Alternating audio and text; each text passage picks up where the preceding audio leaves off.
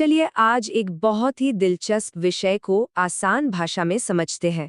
सुनने में थोड़ा अजीब लग सकता है ना, पर इसका जवाब एक ऐसे विज्ञान में छिपा है जो हमारी दुनिया को जोड़े रखता है, एक अदृश्य ताकत की तरह। ठीक है, तो इसको समझने के लिए चलिए एक बहुत ही आम चीज से शुरुआत करते हैं जिसका हम सब रोज इस्तेमाल करते हैं, एक दरवाज़ा। ये तो हम सब जानते हैं, मतलब अंदर से ही पता होता है कि दरवाजे को हैंडल से खोलना कितना आसान होता है ना? कब्जों से जितना दूर उतना आसान। तो सवाल ये है कि ऐसा क्यों होता है? सारा खेल है लीवरेज का। कब्जे यानी जो हमारा पिवट पॉइंट है, वहां से लेकर जहां धक्का दिया जा रहा है उस दूरी को मोमेंट आर्म कहते हैं। और ये दूरी बहुत जरूरी है।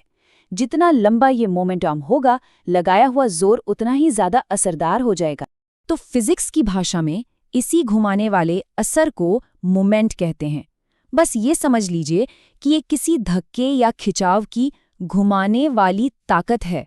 चलिए अब थोड़ा आगे बढ़ते हैं और देखते हैं कि ये सारी बातें इंजीनियरिंग की दुनिया में कैसे काम करती हैं। शुरुआत करते हैं सबसे बेसिक चीज से, बल यानी फोर्स। बहुत आसान है, ये बस एक धक्का या खिंचाव है। लेकिन बल का मतलब सिर्फ ये नहीं है कि वो कितना मजबूत है, उसकी दिशा यानी डायरेक्शन भी उतनी ही जरूरी है। और इसी वजह से हम इसे वेक्टर कहते हैं। और इन सब की बुनियाद रखी है सर आइजैक न्यूटन ने अपने गति के 3 मशहूर नियमों के साथ। ये नियम ही इस पूरी फील्ड का आधार हैं। और यहीं पर स्थैतिकी यानी स्टैटिक्स का सबसे बड़ा मकसद सामने आता है, संतुलन यानी इक्विलिब्रियम हासिल करना। इसका मतलब है एक ऐसी हालत जहां सब कुछ रुका हुआ है क्योंकि सारे बल और मोमेंट्स एक दूसरे को पूरी तरह से बैलेंस कर रहे हैं। अच्छा, तो अब सवाल ये उठता है कि तब क्या होता है जब किसी चीज पर एक से ज्यादा बल लग रहे हों? वापस हमारे दरवाजे वाले उदाहरण पर चलते हैं। सोचिए, अगर कई लोग एक ही दरवाजे को अलग अलग जगह से अलग अलग ताकत से धक्का दें तो क्या होगा? इंजीनियरिंग में हम इस पूरे कॉम्प्लेक्स सिस्टम को आसान बना सकते हैं। कैसे? एक अकेले परिणामी बल या रिजल्टेंट फोर्स से। ये एक ऐसा अकेला बल है जो उन सभी अलग अलग धक्कों का मिला जुला असर पैदा करता है। मतलब हम उस एक जगह को और उस एक बल को ढूंढ सकते हैं जो बिल्कुल वही नतीजा देगा।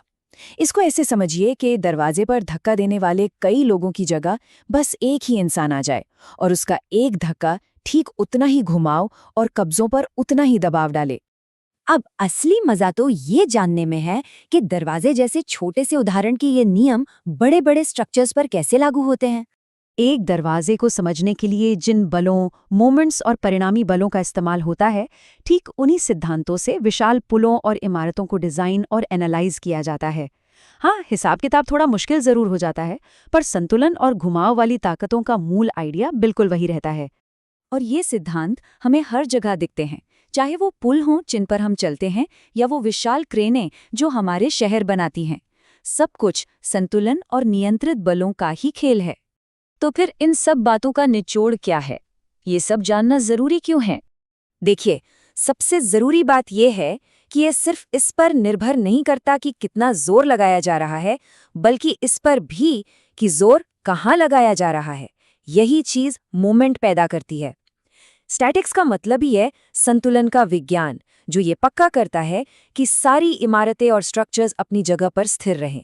ये वो अदृश्य विज्ञान है जो हमारी बनाई हुई दुनिया को अपनी जगह पर थामे हुए है। तो अगली बार जब किसी पोल या इमारत को देखें तो जरा सोचिएगा कि कौन सी अनदेखी ताकतें हैं जो उसे अपनी जगह पर बनाए हुए हैं। है ना कमाल का ख्याल? और ये सब कुछ टिका है स्टैटिक्स के इन्हीं आसान मगर बहुत शक्तिशाली सिद्धांतों पर।